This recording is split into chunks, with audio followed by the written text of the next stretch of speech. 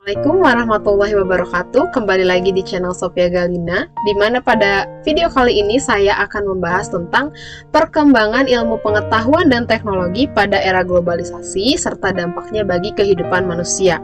Nah, materi ini ada di kelas 12 pelajaran sejarah peminatan, tepatnya di bab kedua. Oke, kita lanjut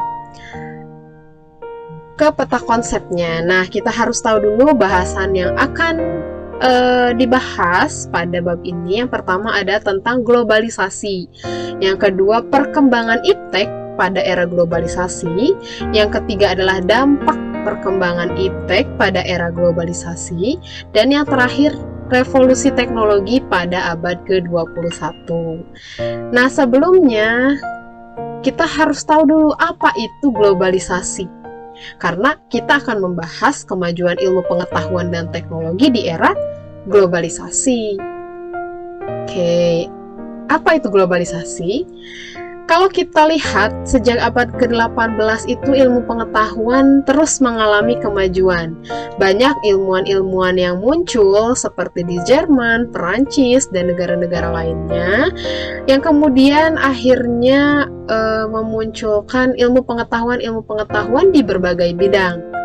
Nah, ini terus berlanjut hingga abad ke-20, di mana kemajuan ini juga turut mendukung proses globalisasi.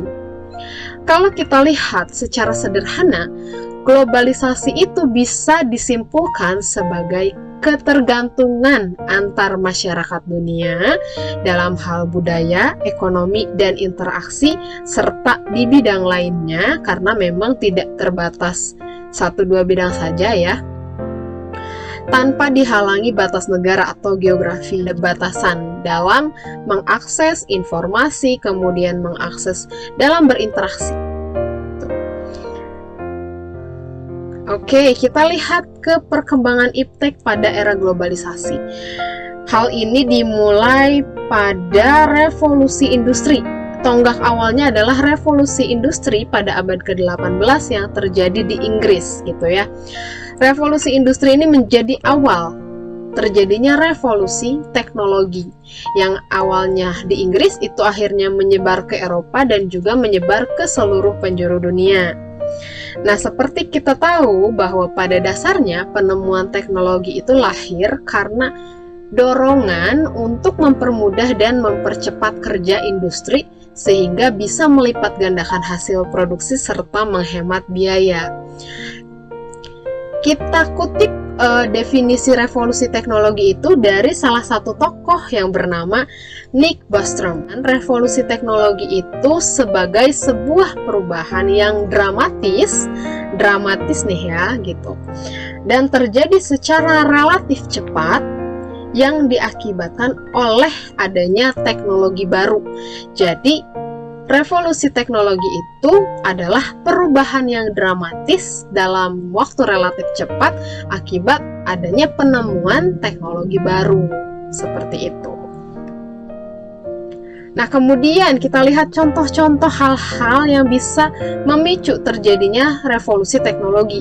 Yang pertama ada peralihan kekuasaan Konstantinopel yang awalnya dikuasai oleh Romawi Timur berpindah ke tangan dinasti Utsmani. Pada akhirnya hal ini mendorong bangsa Eropa untuk mencari jalur lain karena jalur darat sudah dikuasai oleh dinasti Utsmani, sehingga mereka harus mencari jalur lain dan mereka menemukan jalur laut untuk menguasai jalur perdagangan, dan akhirnya hal ini memunculkan teknologi baru yang disebut teknologi pelayaran gitu. Terus contoh yang kedua ada permintaan tinggi di pasar kain katun Inggris yang kemudian membuat para pengusaha tekstil berpikir untuk bagaimana caranya bisa memproduksi kain dalam waktu yang cepat secara massal atau menghasilkan banyak gitu. Kemudian ditemukanlah salah satu teknologi baru yang disebut mesin pemintal yang ditemukan oleh Sir Richard Arkwright. Nah, kemudian ada contoh yang ketiga, yang ini sangat terkenal, mungkin kita semua tahu, pernah dengar. Ada penemuan mesin uap oleh James Watt, yang kemudian hal itu memicu terjadinya perkembangan teknologi, kemudian memunculkan sebuah alat transportasi yang saat ini kita kenal sebagai kereta api, gitu. Oke, kemudian pembahasan selanjutnya adalah tentang perkembangan revolusi teknologi pada era globalisasi. Nah, globalisasi ini tentu banyak perkembangan dan inovasi-inovasi baru, sehingga hal ini berkontribusi besar dalam mengubah peradaban manusia. Hal ini memicu di era globalisasi ada banyak sekali inovasi baru yang muncul, dan hal ini akhirnya berkontribusi kepada peradaban manusia, di mana hal ini bisa mengubah peradaban manusia. Nah, pertama ada teknologi ruang angkasa, yang kedua ada teknologi persenjataan, kemudian ada teknologi transportasi, di mana perkembangan revolusi ini akan kita bahas pada video selanjutnya, yaitu pada video selanjutnya. Pembahasan perkembangan revolusi teknologi di era globalisasi ini akan kita bahas pada video selanjutnya, yaitu pada video kedua, karena kita akan bahas lagi secara lebih mendalam. Kemudian kita langsung ke dampak perkembangan iptek di era globalisasi. Dampak ini tentu saja ada dampak negatif dan ada yang positif juga.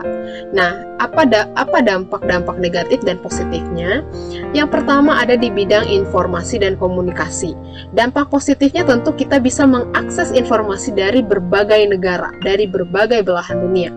Tapi dampak negatifnya adalah jika kita tidak bisa memfilter, maka kita bisa dengan bebas mengakses apa saja dan itu bisa berpengaruh terhadap kehidupan kita. Berpengaruh negatif terhadap kehidupan kita. Oke, yang selanjutnya bidang kedua ada bidang ekonomi dan industri. Dampak positifnya tentu kita tahu saat ini perdagangan bebas itu sangat mudah ya. Jadi ada banyak e-commerce yang berskala internasional seperti Alibaba, Amazon gitu ya, yang memang bisa memudahkan kita untuk berdagang secara internasional gitu.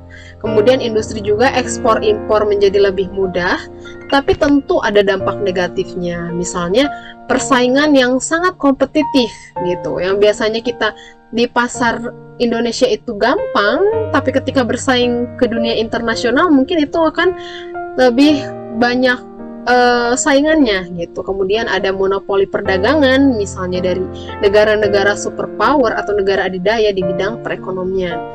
Kemudian bidang sosial dan budaya, dampak positifnya tentu kita bisa mengambil budaya-budaya positif dari luar. Contohnya kita bisa meniru tingkat kebersihan dari Singapura, karena di Singapura itu kebersihan itu sangat dijaga ya gitu. Mungkin bisa kita tiru budaya-budaya positifnya. Tapi dampak negatifnya adalah banyak juga budaya yang memang tidak sesuai dengan budaya Indonesia yang masuk ke Indonesia. Dan saat ini terutama generasi muda ya, generasi muda yang memang harus menjaga nilai-nilai yang ada di dalam diri bangsa Indonesia itu jangan sampai tergerus oleh budaya-budaya luar yang masuk, seperti misalnya etika, kesopanan itu harus tetap dijaga gitu. Jangan sampai individualistis itu menggerus itu gitu. Budaya individualis itu menggerus itu gitu. Nah, kemudian bidang selanjutnya ada bidang pendidikan. Tentu kalau misalnya bidang pendidikan, dampak positifnya kita bisa mengakses ilmu pengetahuan dari negara manapun, dari wilayah manapun. Contohnya kita orang Indonesia, tapi kita ingin mengikuti kelas yang ada di Amerika atau misalnya di Inggris. Nah, itu bisa melalui online class atau kelas online, kita bisa mengakses pengetahuan dari negara-negara lain. Tapi dampak negatifnya juga tentu banyak. Ketika kebebasan kita terlalu bebas bisa mengakses, mungkin kita bisa menjadi lebih misalnya sulit untuk memilih mana yang seharusnya kita pelajari dan mana yang tidak. Mungkin itu salah satunya. Dan dampak-dampak negatif lainnya juga bisa kalian cari. Dan ada di bidang politik. Dampak positifnya tentu kita bisa meniru budaya-budaya politik yang baik di negara lain. Tapi dampak negatifnya adalah pasti ada perubahan pola pikir masyarakat tentu ada perubahan pandangan dari masyarakat Indonesia yang memang terpengaruh oleh budaya politik dari luar gitu. Bisa jadi cara berpolitik orang Indonesia pun berubah karena setiap daerah itu memiliki budaya politiknya masing-masing. Kalau di Indonesia, bahkan di setiap negara pun memiliki budaya politik yang berbeda-beda sesuai dengan budaya politik di negaranya, seperti itu. Untuk dampaknya, dampak positif dan dampak negatif, kalian bisa mencari lebih banyak lagi referensi-referensi, bisa dari buku, bisa dari internet, atau bisa dari pengalaman yang kalian rasakan gitu ya. Nah, kemudian kita berlanjut ke revolusi teknologi abad ke-21. Ciri-ciri khas dari revolusi teknologi abad ke-21 ini dikenal dengan istilah nano. Istilah nano ini berasal dari bahasa Yunani yang artinya adalah kecil, di mana teknologi nano ini memungkinkan suatu peralatan itu dibuat dengan ukuran yang sangat kecil, bahkan mungkin bisa sampai tidak bisa dilihat oleh mata tanpa bantuan alat optik, yang kemudian bisa menghasilkan fungsi baru yang belum pernah ada.